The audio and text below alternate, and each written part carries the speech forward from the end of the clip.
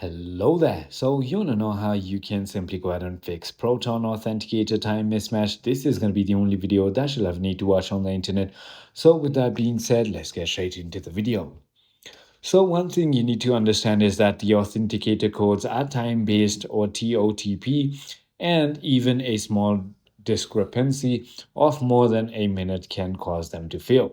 So to fix a Proton Authenticator time mismatch, you must ensure that the device that is generating the 2FA code has its time and date settings right over here on the settings set to automatic. So simply go ahead and search for date and time.